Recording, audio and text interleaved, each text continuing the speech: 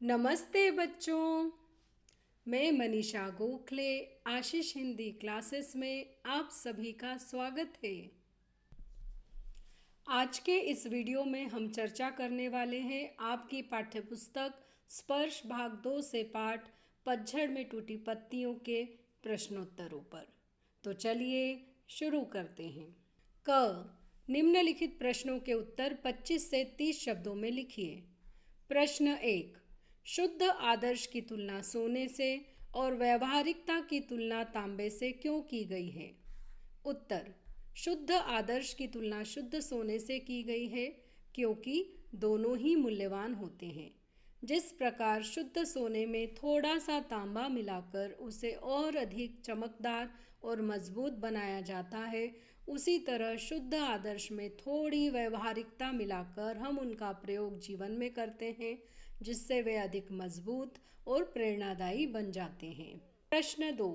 चाजिन ने कौन सी क्रियाएं गरिमापूर्ण ढंग से पूरी की? उत्तर। चाजिन ने सिगड़ी सुलगाना, चायदानी रखना, बगल के कमरे से बर्तन लेकर आना, बर्तनों को तौलिए से पोंछना आदि सभी क्रियाएं बहुत शांत और व्यवस्थित ढंग से की। लेखक को ऐसा लगा जैसे कोई सुमधुर संगीत बज रहा हो। वहाँ पर इतनी अधिक शांति थी कि चाय के पानी के खदबदाने की आवाज़ भी सुनाई दे रही थी। प्रश्न 3। टी सेरेमनी में कितने आदमियों को प्रवेश दिया जाता था और क्यों? उत्तर।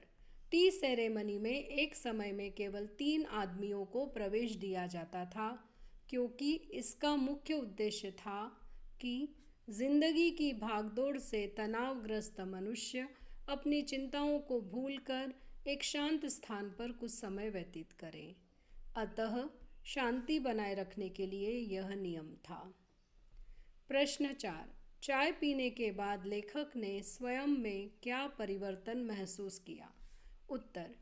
पहले 10-15 मिनट तो लेखक को थोड़ी उलझन हुई, फिर धीरे धीरे उसके सोचने की गति धीमी हो गई। उसका मन पूरी तरह शांत हो गया। उसे सन्नाटे की आवाज़ भी सुनाई दे रही थी।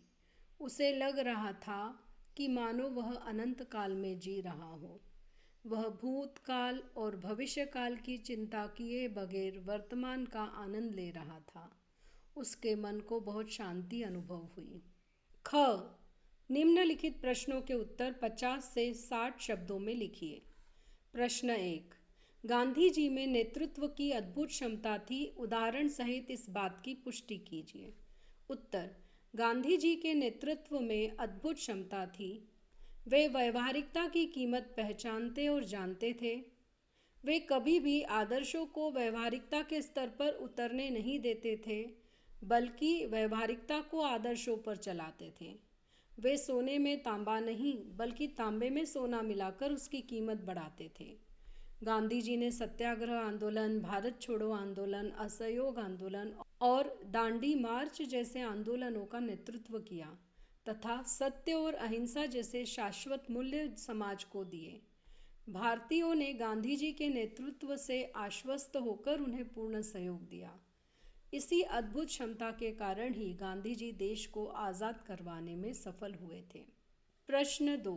आपके विचार से कौन से ऐसे मूल्य हैं जो शाश्वत हैं? वर्तमान समय में इन मूल्यों की प्रासंगिकता स्पष्ट कीजिए। उत्तर। आज व्यावहारिकता का जो स्तर है उसमें आदर्शों का पालन बहुत आवश्यक है। व्यवहार और आदर्श दोनों का संतुलन व्यक्तित्व के लिए आवश्यक है। कथनी और करनी के अंतर ने समाज को आदर्श से हटाकर स्वार्थ और लालच की ओर धकेल दिया है। सत्य, अहिंसा, परोपकार, ईमानदारी, दया भाव जैसे मूल्य शाश्वत मूल्य हैं। शाश्वत मूल्य वे होते हैं जो पौराणिक समय से चले आ रहे हों, वर्तमान में भी जो महत्वपूर्ण हों तथा भविष्य में भी जो उपयोगी हों। युग, स्थान तथा साल का इन पर कोई प्रभाव ना पड़े। वर्तमान समय में भी इन शाश्वत मूल्यों की प्रासंगिकता बनी हुई है। सत्य और अहिंसा के बिना राष्ट्र का कल्याण नहीं हो सकता। शांतिपूर्ण जीवन बिताने के लिए परोपकार, त्याग, एकता, भाईचारा और देश प्रेम की भावना का होना अत्यंत आवश्यक है। ये शाश्वत मूल्य युगों युगों तक कायम रहेंगे। प्रश्न 3, अपने जीवन की किसी ऐसी घटना का उल्लेख कीजिए जब शुद्ध आदर्श से आपको हानि लाभ हुआ हो। दूसरा, शुद्ध आदर्श में व्यवहारिकता का पुट देने से लाभ हुआ हो। उत्तर, इस प्रश्न का उत्तर बच्चों आप स्वयं भी लिख सकते हैं। आप अपने अनुभव शेयर कर सकते हैं कि जब आपने किसी आदर्श का पालन किया तो आपका कोई नुकसान हुआ हो या आपका कोई फ़ायदा हुआ हो, या फिर जब आपने थोड़ा व्यवहारिक अप्रोच ली, थोड़ा प्रैक्टिकल अप्रोच ली और आपको उससे कुछ लाभ हुआ हो। आदर्श को तो ध्यान में रखा, पर जहाँ ज़रूरी है वहाँ थोड़ा प्रैक्टिकली बिहेव किया तो आपको उसका फ़ायदा हुआ। तो मैं यहाँ पर 2 इंसिडेंट लिख रही हूँ, पर आप अपने खुद के भी अनुभव यहाँ पर लिख सकते हैं। जैसे उत्तर, बचपन में एक बार जब मुझे हिंदी की उत्तर पुस्तिका मिली तो मैंने देखा कि एक प्रश्न का उत्तर मैंने सही नहीं लिखा था, किंतु अध्यापक ने मुझे पूरे अंक दिए थे। जब मैंने यह बात उन्हें बताई तो उन्होंने मेरे अंक ज़रूर कम कर दिए, लेकिन मेरी ईमानदारी की बहुत प्रशंसा की। दूसरा, शुद्ध आदर्श में व्यवहारिकता का पुट देकर एक बार मैंने शिक्षक से शाबाशी भी पाली और एक विद्यार्थी को नकल करने से भी रोक दिया। हुआ यूं कि एक बार परीक्षा भवन में मेरे आगे बैठा विद्यार्थी नकल कर रहा था। मैं उसे रोकना चाह रहा था, परंतु यदि उसकी शिकायत मैं सीधे जाकर शिक्षक से करता तो बाद में वह मुझसे बदला अवश्य लेता। इसलिए मैंने इशारे से शिक्षक को उसकी करतूत बता दी। परिणाम स्वरूप शिक्षक ने उसकी सारी नकल की सामग्री चुपचाप फाड़कर कूड़े में फेंक दी। प्रश्न 4, शुद्ध सोने में तांबे की मिलावट या तांबे में सोना। गांधी जी के आदर्श और व्यवहार के संदर्भ में यह बात किस तरह झलकती है, स्पष्ट कीजिए। उत्तर, शुद्ध सोने में तांबे की मिलावट का अर्थ है आदर्शवाद में व्यवहारवाद को मिला देना। शुद्ध सोना आदर्शों का प्रतीक है और तांबा व्यवहारिकता का प्रतीक है।